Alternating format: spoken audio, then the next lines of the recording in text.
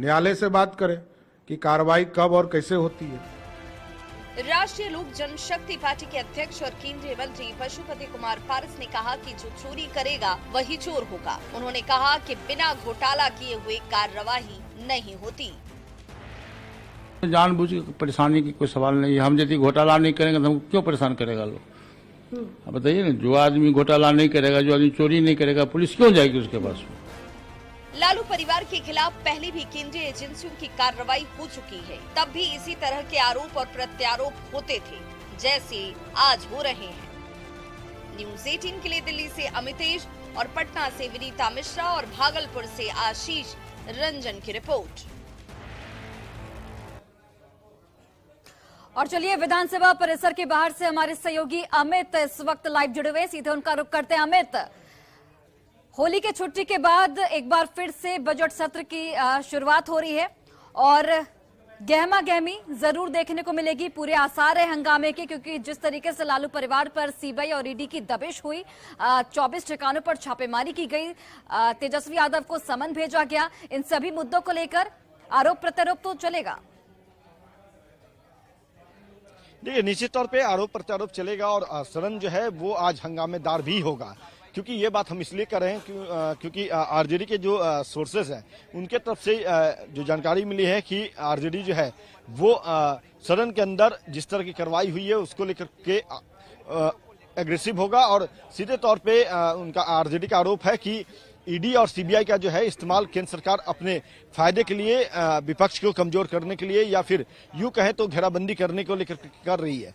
जो 24 ठिकानों पर छापेमारी हुई उससे बाद जो हैशटैग तेजस्वी नहीं झुकेगा, उसी तर्ज पे आज विधानसभा के इस गेट के बाहर आरजेडी के तमाम जो मंत्री हैं, विधायक हैं, वो तेजस्वी नहीं झुकेंगे नारे को लगाते हुए नजर आ सकते हैं। ऐसी बातें, ऐसी आशंकाएं जो है वो जताई जा रही है। दूसरी तरफ बीजेपी जो है वो भी हमलावर है। बीजेपी की तरफ से जो तैयारी है वो यही है कि जो भ्रष्टाचारी है, तेजस्वी यादव को भ्रष्टाचारी बता रहे हैं, लालू परिवार को भ्रष्टाचारी परिवार बता रहा है बीजेपी, और उसी तहत जो है कि भ्रष्टाचार के खिलाफ जो है हल्ला बोल जो है वो देखने को मिलेगा। तो कुल मिलाकर के कह सकती हैं कि बजट सत्र जो है होली के बाद आज इसका पहला दिन है और आज का दिन जो है हंगामेदार होने के आसार हैं। हालांकि 5 विभाग के आज बजट पेश होने हैं, शिक्षा के हैं, उद्योग के हैं, वित्त वाणिज्य के हैं, तो ऐसे करके जो बजट है संसदीय कार्य विभाग के हैं। तो 5 विभाग हैं जिनके आज बजट पेश होने हैं और हंगामे के बीच ये बजट पेश होता है या शांतिपूर्ण तरीके से ये बजट पेश होगा, इस पर सबकी नजर होगी। लेकिन जो जानकारी है, सत्ता पक्ष और विपक्ष दोनों ही सीबीआई और ईडी की कार्रवाई को लेकर के आमने सामने नजर आएगी और सदन के अंदर जो है हंगामे की तस्वीर जो है वो नजर आ सकती है। जी अमित, जिस तरीके से लगातार सत्ता पक्ष की ओर से केंद्रीय एजेंसियों के दुरुपयोग का आरोप लगाया जा रहा है, उन चीजों को लेकर भी आरोप प्रत्यारोप देखने को मिलेगा। साथ ही बीजेपी ने भी पूरी तैयारियां कर रखी है यहाँ, यानी कि इस बार जो आज का दिन होगा वो बेहद महत्वपूर्ण कई लिहाज से। लेकिन निश्चित तौर पे आपने नेता प्रतिपक्ष विजय सिन्हा के बयान को भी सुनाया दर्शकों को। उसके अलावा विधान परिषद के जो नेता प्रतिपक्ष हैं सम्राट चौधरी, उनकी भी जो तर्क बयान थे और सीधे तौर पे उनका ये कहना था कि संवैधानिक पद है, संवैधानिक जो विभाग है सीबीआई और ईडी, वो अपना काम करती है, वो किसी के इशारे पे काम नहीं करती है। तो एक तरह से कहा जाए तो डिफेंसिव मोड पे नहीं है बीजेपी एग्रेसिव मोड पे है। बीजेपी का कहना यही है कि जो भ्रष्टाचार किया है, जो गड़बड़ियां किया है, घोटाले किए हैं, उसके खिलाफ स्वतंत्र एजेंसी है सीबीआई और ईडी और वो अपना काम कर रही है। आरोप लगाना तो इनका काम बनता है और जब जांच हो रही है और अनुसंधान हो रहे हैं तो ये विचलित क्यों हो रहे हैं। और इस तरह से जो बयान इनके आ रहे हैं कि केंद्र सरकार के इशारे पे काम कर रही है, तो बीजेपी के लोगों ने 2 टुक शब्दों में कहा है कि ये जो है एजेंसियां वो स्वतंत्र है और स्वतंत्र रूप से अपना काम कर रही है, कहीं से कोई हस्तक्षेप नहीं है और किसी के इशारे पर ये एजेंसियां काम नहीं करती। बिल्कुल, चलिए अमित, आप नजर बनाए रखिए। जैसे ही 11 बजे सत्र की शुरुआत होगी आपसे फिर से जुड़ेंगे और तमाम चीजें जो आप दिखाएंगे, किस तरीके से हंगामा किया जा रहा है, वो चीजें देखेंगे। बहुत बहुत धन्यवाद आपका। चलिए अब देखिए, सवाल उठता है कि ईडी की कार्रवाई पर आखिर बवाल क्यों हो रहा है। ईडी की कार्रवाई को लेकर महागठबंधन ने केंद्र सरकार पर केंद्रीय एजेंसियों के दुरुपयोग का आरोप लगाया है, तो वहीं बीजेपी का यह कहना है कि कार्रवाई सिर्फ भ्रष्टाचार के खिलाफ हो रही है। महागठबंधन का इस पूरी कार्रवाई पर यह कहना है कि बीजेपी के इशारे पर कार्रवाई हो रही है, तो वहीं बीजेपी का यह कहना है कि इस कार्रवाई से उसका कोई लेना देना नहीं है। महागठबंधन का यह कहना है कि केंद्र चुन चुनकर विपक्ष के नेताओं को निशाना बना रहा है, तो वहीं बीजेपी का यह कहना है कि यह कार्रवाई विपक्ष के नेताओं के खिलाफ नहीं बल्कि भ्रष्ट नेताओं के खिलाफ हो रही है। महागठबंधन का यह कहना है कि बीजेपी विपक्ष को खत्म कर देना चाहती है, तो बीजेपी ये कहती है कि भ्रष्टाचार से केंद्र सरकार कोई समझौता नहीं करेगी। आरजेडी ने पूछा है ये एक सवाल कि जांच एजेंसी इसके पहले भी कार्रवाई की, उसका क्या हुआ। वहीं बीजेपी का यह कहना है कि लालू परिवार के पास 600 करोड़ से ज्यादा की संपत्ति आखिर कहां से आई। तो आरोप प्रत्यारोप दोनों ओर से लगातार जारी हैं और आज का दिन बेहद महत्वपूर्ण, क्योंकि आज होली के छुट्टी के बाद एक बार फिर से सत्र की शुरुआत हो रही है और आज के दिन हंगामेदार रहने के पूरे आसार हैं। इधर लालू फैमिली पर ईडी और सीबीआई की कार्रवाई को लेकर पूर्व राष्ट्रीय अध्यक्ष आरसीपी सिंह का बयान सामने आ गया है। उन्होंने कहा है कि केंद्रीय एजेंसियां निष्पक्ष और निष्ठा के साथ काम कर रही हैं। आरसीपी सिंह ने नीतीश के बयान पर कहा कि सीएम कहते हैं कि महागठबंधन पर कार्रवाई हो रही है, अगर ऐसी बात है तो महागठबंधन में नीतीश कुमार भी हैं, जीतन राम मांझी भी हैं, इन लोगों पर कार्रवाई क्यों नहीं हो रही, सुनिए। देखिए, जो भी कार्रवाई हुई है उस पर तरह तरह के लोग बोल रहे हैं। माननीय मुख्यमंत्री जी का तो ये भी स्टेटमेंट आया कि जो महागठबंधन के लोग उन्हीं पर कार्रवाई होती है। लेकिन जरा एक बार सोचिए, माननीय मुख्यमंत्री भी तो महागठबंधन में हैं, तो उन पर कार्रवाई हुई है क्या? आदरणीय जगदानंद बाबू भी महागठबंधन में ही है। आरजेडी के प्रदेश के अध्यक्ष पर कार्रवाई हुई है क्या? मांझी जी 7 दलों की सरकार है ना, वो भी एक पार्टी के अध्यक्ष हैं, उन पर कार्रवाई हुई है क्या? तो देखिए, इस प्रकार के आरोप लगाना ना उचित नहीं होता। देखिए, एजेंसी कोई भी अगर काम करती है तो आप मुख्यमंत्री जी भी बोलते हैं और सब लोग बोलते हैं कि लोकतंत्र में कानून का राज होता है, और कानून का राज, कानून सबके लिए बराबर होता है। और इसी बीच बड़ी खबर मधेपुरा से सामने आ रही है, जहां सड़क दुर्घटना में 5 लोगों की मौत हो गई है। SH 58 पर हाईवा और ऑटो में टक्कर हो गई। 4 घायलों की स्थिति फिलहाल गंभीर बताई जा रही है।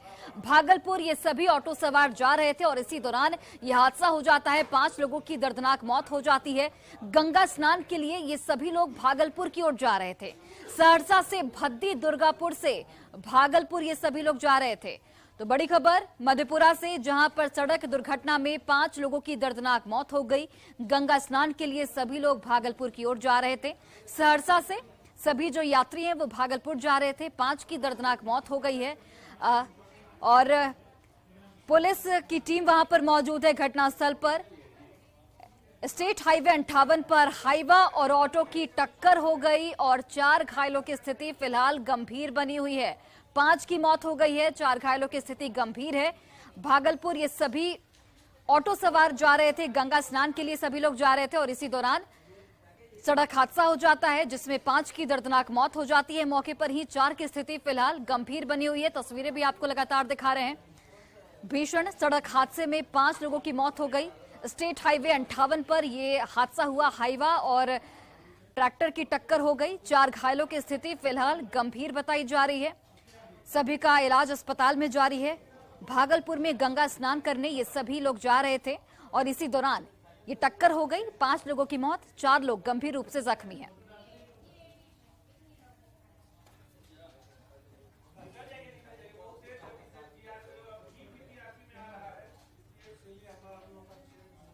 और बड़ी खबर छपरा से सामने आ रही है। सुबह सवेरे मर्डर से सनसनी फैल गई है। युवती की गला रेतकर हत्या कर दी गई है। हत्या से पूरे इलाके में सनसनी फैल गई है। गरखा के आलोनी की ये पूरी घटना, पुलिस ने फिलहाल शव को बरामद कर लिया है। मामले की छानबीन लगातार जारी है। तो युवती की गला रेतकर हत्या कर दी गई। छपरा से बड़ी खबर, हत्या से पूरे इलाके में सनसनी फैल गई है। और इसी बीच बड़ी खबर, किशनगंज से महिला की लाश मिलने से सनसनी फैल गई है। मौके पर पुलिस की टीम पहुंची हुई है। टेढ़ागाछ थाना के आमबाड़ी की ये पूरी घटना बताई जा रही है। चिल्हनिया की ही महिला रहने वाली थी। दिल्ली में महिला का पति रहता है। मामले की छानबीन फिलहाल पुलिस की ओर से की जा रही है।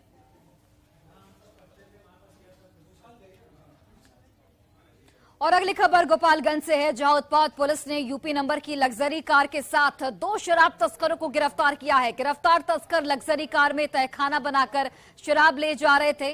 तभी यूपी और बलथरी चेकपोस्ट के पास उत्पाद पुलिस ने तलाशी के दौरान दोनों को दबोच लिया। गिरफ्तार तस्करों की पहचान यूपी के बुलंदशहर के रहने वाले अजय कुमार सिंह और अलीगढ़ जिले के निवासी मधुसूदन सिंह चौहान के रूप में की गई है। पर तो जो रेगुलर जांच होता है वो तो 24 घंटे जांच हो ही रहा है। उसके अलावा जिला की टीम भी जो है वो पूरे जिला में लगातार छापामारी कर रही है, चाहे वो दियरा इलाका हो या नदी का मार्ग हो, हर जगह हम लोग छापामारी कर रहे हैं। और देखिए, समलैंगिकता पर देश भर में बहस छिड़ी हुई है। केंद्र सरकार ने सुप्रीम कोर्ट में इसे भारतीय परंपरा के खिलाफ बताया है और इससे जुड़ी याचिकाओं को खारिज करने की मांग की है।